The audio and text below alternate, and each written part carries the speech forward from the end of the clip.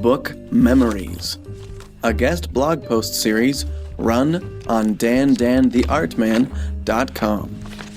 This week's post is by me, Dan Absalonson.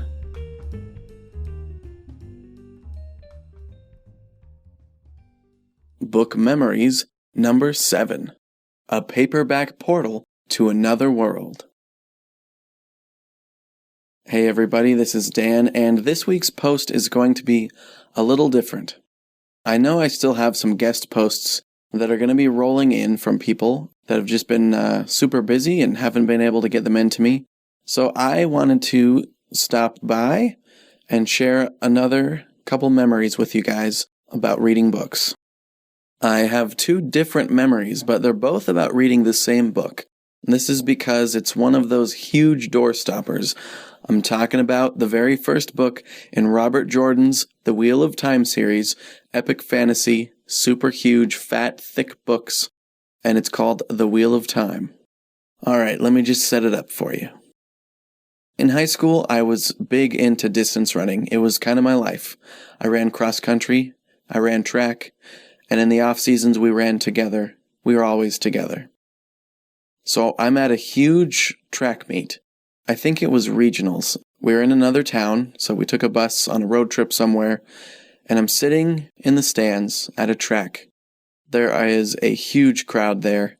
Everyone's going crazy. Everyone is screaming at the track for their teammates, screaming for their school. But there were a lot of lulls where we had no one from our school competing.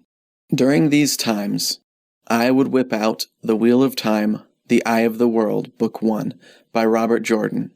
Something I distinctly remember is getting to a part in the book that was really capturing me. The characters were going on an epic adventure. They were far away from home. There was all this cool magic going on. All this crazy stuff was happening. And I completely forgot where I was. I was just totally so enthralled in the book that I was reading. I remember reading a scene and then all of a sudden hearing everyone around me screaming and cheering and kind of being like pulled out of the story by my surroundings. And it was like a moment of shock that it took me like a second to realize and to remember where I was and what we were doing, and that I wasn't just sitting at home on the couch reading a novel. I was at this huge track and field event, and everyone around me was going wild, and it was extremely loud. It was outside, and it kind of like jolted me. Like, whoa, I forgot I was even here. Wow. And I remember that day, my head track coach was sitting near me, and he saw me reading the book, and he asked me, hey, when you read those books, do you kind of get lost in the story? Does it take you to another place? And I was like, oh yeah, that's one of the main reasons I love reading. And he told me he was jealous that he just can't get that with books, and he thought that was really cool. And I thought, man, that sucks. Reading books is so amazing. You get to go anywhere, do anything in your imagination. So that's one of my fondest book memories. Just completely losing awareness of my surroundings, even though it was hectic and noisy.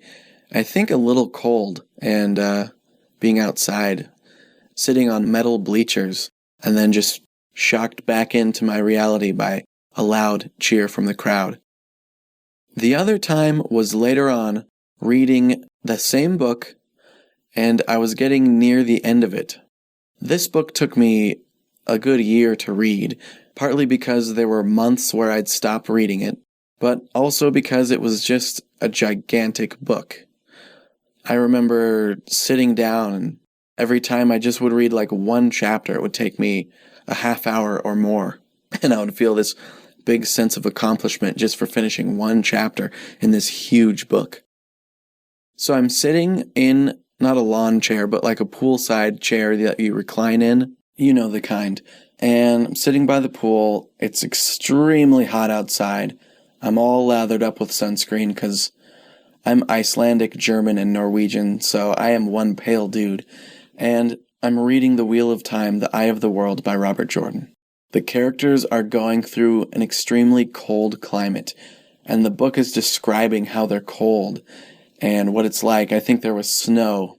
I remember distinctly getting a shiver, which at that point kind of pulled me out of the story. I stopped reading, looked up from the page, kind of looked around, looked at the tropical climate of Hawaii, extremely humid, extremely hot.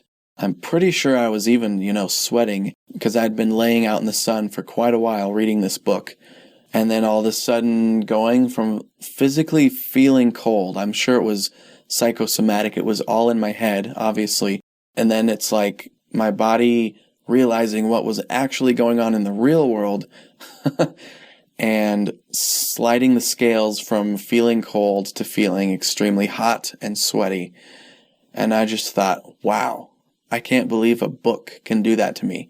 Printed words on a page, bound up, bunch of words on a bunch of pieces of paper, can make me feel cold when I'm laying here in only shorts and sandals in Hawaii, of all places. I hope these stories help inspire you to get out there and get reading and find your own experiences. Then I want you to write them down and send them to me. I'm still looking for more guest blog posts on your favorite book memories. Just send them in to danabso@hotmail.com. That's danabso@hotmail.com. Thanks for listening, and we'll see you next time with a guest blog post from someone else.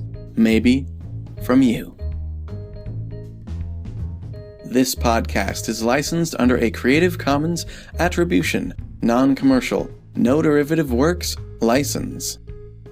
Music is from Kevin MacLeod over at incompetech.com. Sound effects are from freesound.org. Thanks for listening.